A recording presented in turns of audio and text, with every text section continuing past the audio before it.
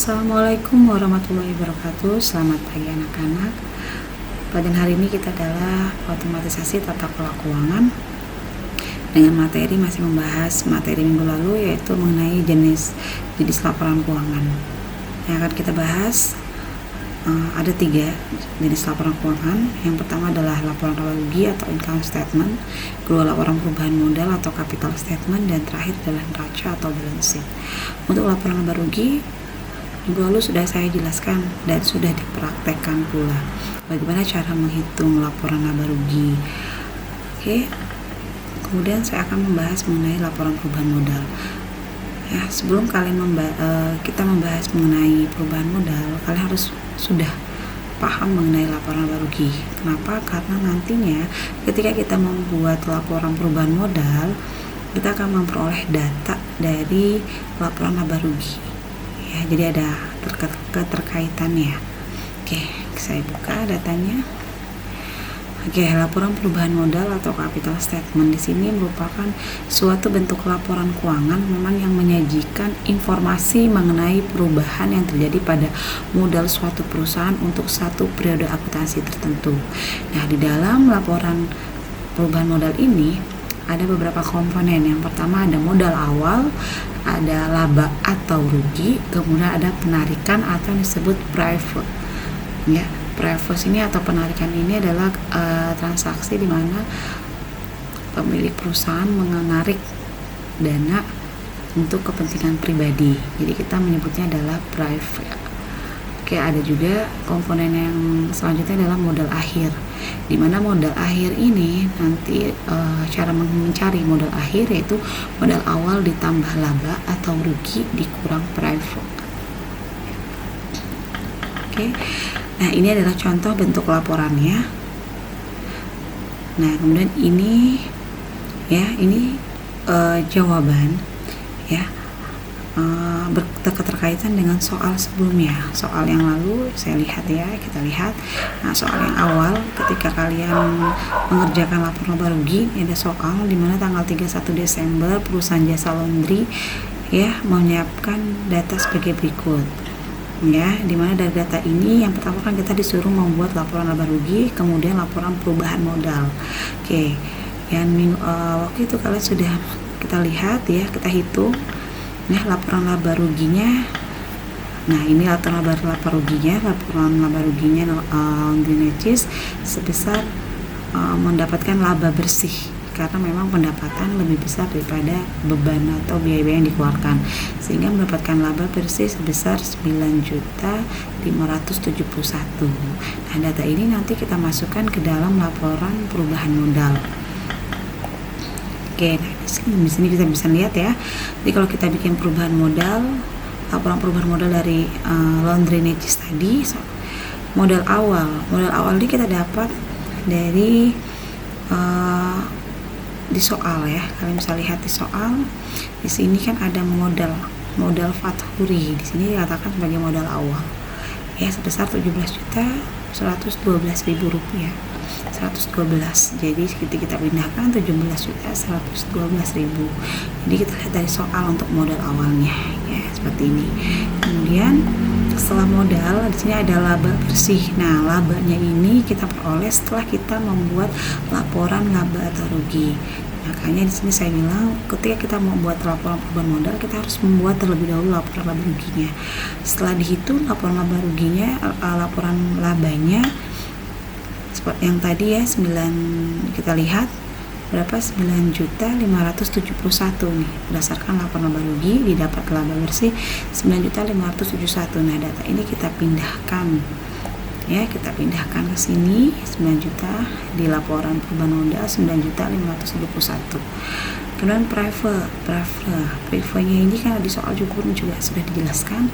Di sini ada private factory sebesar 1.250. Maka kita masukkan ke laporan laba rugi 1.250. Nah, notasi dalam kurung ini menandakan bahwa adanya pengurangan. Jadi dalam akuntansi ketika kita menyatakan dalam Excel, kalau misalkan kita ada notasi kurung sini menandakan negatif atau pengurangan, sehingga laba dikurangi private ya sebesar 8.321.000 ya.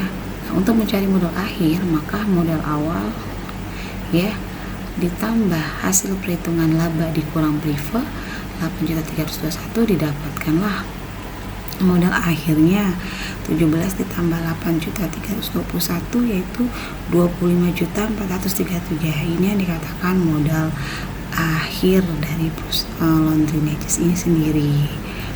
Oke. Selanjutnya neraca atau balance sheet. Neraca atau balance sheet ini adalah laporan yang menunjukkan posisi keuangan perusahaan pada akhir periode. Nah, posisi keuangan ini meliputi keadaan aktiva, di mana aktiva ini adalah kekayaan yang dimiliki oleh perusahaan, kewajiban atau hutang, dan ekuitas atau modal dari suatu perusahaan. Aktiva di sini atau harta kekayaan yang dimiliki oleh perusahaan. Ya, jadi keseluruhan dari sumber daya yang dimiliki oleh sumber daya yang bisnis yang Anda miliki. Jadi kemudian mulai dari kas, piutang, ya, persediaan barang, lahan, tanah, gedung. Jadi mereka kekayaan yang dimiliki oleh perusahaan kita dalam bentuk tanah, gedung, peralatan, perlengkapan, kendaraan, serta sebagainya. Berdasarkan jangka waktunya, aktiva itu dibagi menjadi 3, aktiva lancar dan aktiva tetap. Ya, nah ini sini aktiva lancar di sini jenis aktivitas yang memiliki umur kegunaannya jangka pendek, di mana proses pencairannya kurang dari atau maksimal dari 1 tahun.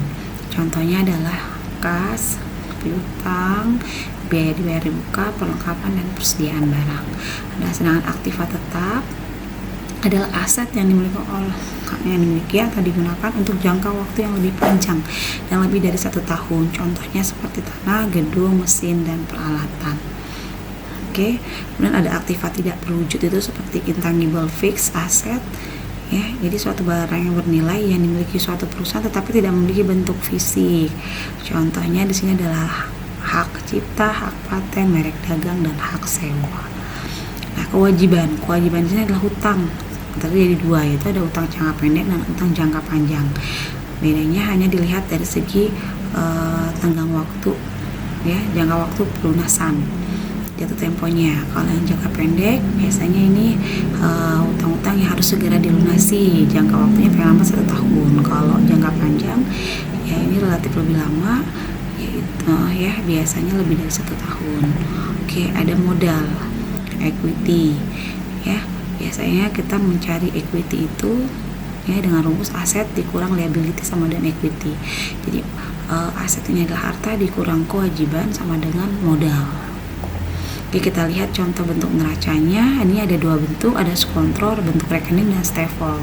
Ya, biasa kita membuat dalam bentuk staple ini ya. Oke, nah ini adalah laporan neraca dari perusahaan Laundry Natchez yang tadi ya. Jadi ada kaitannya soalnya yang ini tadi. Berdasarkan perusahaan jasa Laundry Natchez ini kan harus dibuat laporan laba rugi, perubahan modal, dan terakhir neraca.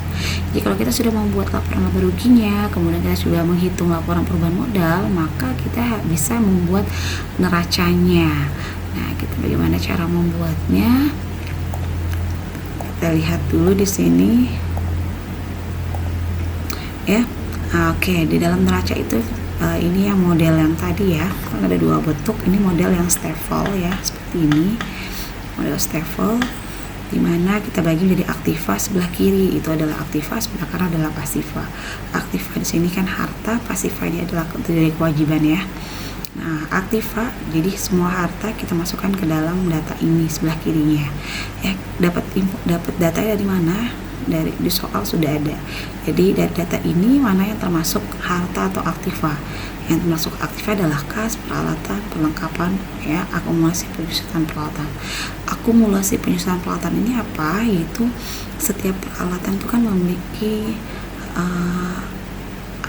pengurangan nilai. Ya, misalkan kamu membeli handphone, ya, harga yang ketika kamu beli harganya 1 juta, ketika sudah dipakai dan sudah dipakai selama 1 tahun, maka nilai dari handphone tersebut akan berkurang. Itu dikatakan sebagai akumulasi penyusutan. Jadi dari setiap peralatan, perlengkapan itu memiliki nilai penyusutannya. Ya, oke, kita lihat di neraca lagi. Oke.